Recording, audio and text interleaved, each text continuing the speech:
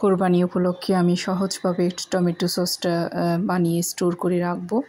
চলেন তাহলে দেখে নিই। আসসালামু আলাইকুম ভিউয়ার্স, আশা করি সবাই ভালো আছেন। আলহামদুলিল্লাহ আমরাও ভালো আছি। দেখুন কতটা পারফেক্ট হয়েছে টমেটো সসটা। আমি প্রথমে পাকা পাকা টমেটোগুলো নিয়ে দারচিনি, আদা, রসুন দিয়ে ভালো করে সিদ্ধ করে তারপরে স্ট্রেনারে সেঁকে নিয়েছিলাম। দেখুন কতটা ঘনত্ব হয়েছে, এটা কত সুন্দর হয়েছে কালারটা। সরাসরি দেখতে কিন্তু আরও বেশি সুন্দর হয়েছিল। সিদ্ধ করে আমি স্ট্রেনারে এভাবে করে সবগুলা সস টমেটো ছেঁকে নিয়েছি, যাতে বিচি আর যেগুলা খোসা থাকে সব পরিষ্কার হয়ে যায়।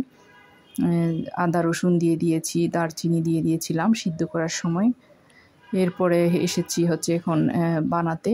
এই যে চুলার উপরে ঠান্ডা করে নেওয়া সেই সসটা এখন এখানে দিয়ে দিচ্ছি আমি সবগুলো ইনগ্রেডিয়েন্ট। এখানে 1 টেবিল চামচ দিয়ে দিয়েছি কর্নফ্লাওয়ার অথবা অ্যারারুট দিতে পারেন। অ্যারারুট দিয়ে কিন্তু আরও বেশি সুন্দর হয় সস। কর্নফ্লাওয়ার দেওয়ার পর এখন দিয়েছি লবণ স্বাদ মতো। আসলে সব কিছু স্বাদ মতো চেক করে দিতে পারবেন। এখন আমি দিয়ে দিয়েছি গুঁড়ামরিচ, লাল মরিচটা আর কি। আমার টমেটোর কালারটা যেহেতু সুন্দর, এখানে আর বেশি কিছু দেব না আমি কালারের জন্য। যাই হোক, দিয়েছি 1/2 কাপ চিনি। চিনিটাও আপনারা পরিমাণ মতো স্বাদ মতো দিতে পারবেন চেক করে। এরপরে মেইন ইনগ্রেডিয়েন্ট এখানে ভিনেগার দিতে হবে, মাস্ট। ভিনেগার দিয়েছি 2 টেবিল চামচ। যেহেতু আমি আদা রসুন তারপর দারচিনি দিয়ে খুব ভালো করে সিদ্ধ করি, এটা আমি স্ট্রেনারে সেঁকে নিয়েছি, যার কারণে আদা রসুন আমি আর দিচ্ছি না এখানে। এই সমস্ত উপকরণ দিয়ে এখন আমি প্রথমে ঠান্ডা অবস্থায় আর কি এটা ভালো করে মিক্স করে নিচ্ছি। খুব ভালো করে মিক্স করে নিতে হবে। ভালো করে মিক্স করে নেওয়ার পর এখন আমি চুলাটা জ্বালিয়ে দিলাম।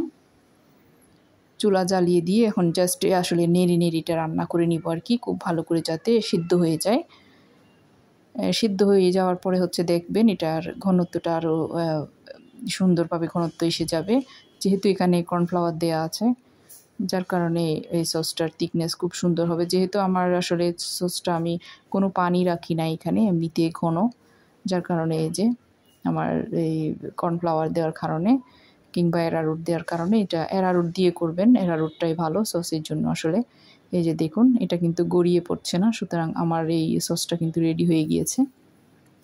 খুব সহজভাবে বানানোর চেষ্টা করেছি আসলে। এভাবেই আমি সবসময় টমেটো সস বানিয়ে স্টোর করে রাখি আর কি। এটা নর্মাল ফ্রিজেও রাখতে পারেন। নর্মাল ফ্রিজে রাখলে বেশ কিছুদিন রেখে আসলে খাওয়া যায়। ফ্রিজে আসলে এভাবে সিদ্ধ করে রেখে দিলে দেখা যায় যে অল্প অল্প করে বানিয়ে খাওয়া যায়। যাই হোক, আমি এভাবে কাচের বয়মে একটা পরিষ্কার শুকনো কাচের জারে এভাবে করে সবগুলো টমেটো সস নিয়ে নিয়েছি। আর কিছু নিব টমেটো সসের যেই বোতলগুলো থাকে প্লাস্টিকের, ওগুলাতে নিয়ে নিব। এভাবে করে নর্মাল ফ্রিজেও স্টোর করে রাখতে পারেন, অনেক দিন ধরে খাওয়া যায় আর কি। আজ এতটুকু। আসসালামু আলাইকুম। রেসিপি ভালো লাগলে লাইক কমেন্ট করবেন।